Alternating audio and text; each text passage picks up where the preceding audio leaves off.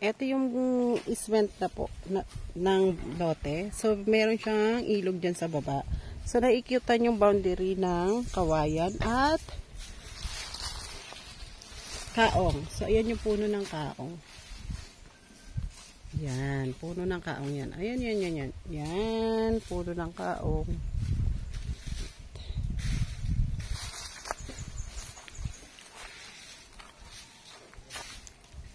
Yan. Ito po yung puno ng kaong. Yan. So, ito po yung lote pa. So, ito, napakaganda nitong lote na to. So, marami siyang tanim. Meron siyang puno ng lansones. Ayan po yung mataas na yan, oh. Yan. Lansones po yan. Tsaka yung isang yun. Marami tong fruit bearing tong side na to.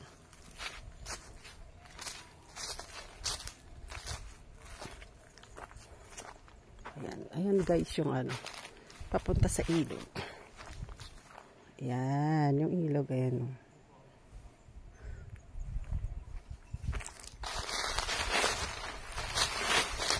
Ito naman po yung ating cemented road with drainage. Ito yung magiging right of na cemented road with drainage. So, ayan yung lote. Nasa left side yung lote. So, 30% down payment. Pwede na magamit yung lote natin. 70% payable in 3 years, 0 interest. Free transfer title tayo. 600 square meter po yung cut. Pero pwede po tayo magpakat dito ng 300 square meter. Free transfer title pa rin siya. So, ayan na. May mga tanim na bell paper. Ito yung ayan, paminta. So, yung hindi pa alam yung puno ng paminta, hindi kilala. So, ito yung puno ng paminta. Ayan o. Ayan po yung ating paminta. Ayan. Itong side naman na to, puro tanim dito ay paminta. Ayan. Ayan, may bunga na yung paminta. Ayan. Pula. Yung pinakahinog niyan is itim. Pasok tayo dito sa side. Ayan o, puro paminta siya.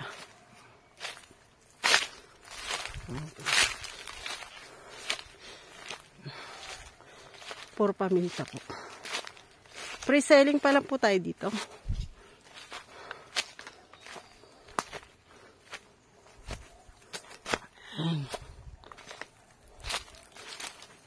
Ayan, ang dami puno ng lansones.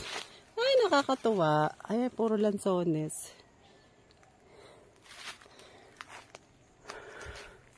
Yan po ang ating pond dito.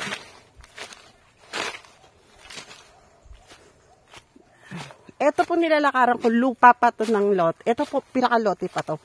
So, lalabas tayo dun sa pinaka kalsada niya. So, ito yung magiging kalsada. Yan, tagos yan doon. Yan. Yan. Tagos dyan.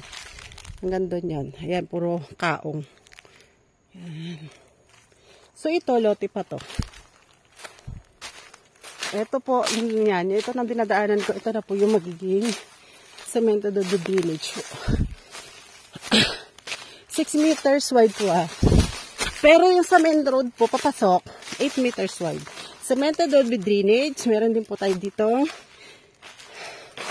sewage system. Ibig sabihin, pag sewage system, hindi na po didiretso sa ilog yung magiging waste natin. Diretso po siya sa septic tank ng sewage system natin. Para po, mapanatili na malinis yung ating ilog na pwede natin pagkunan ng inumin. Ito naman kape.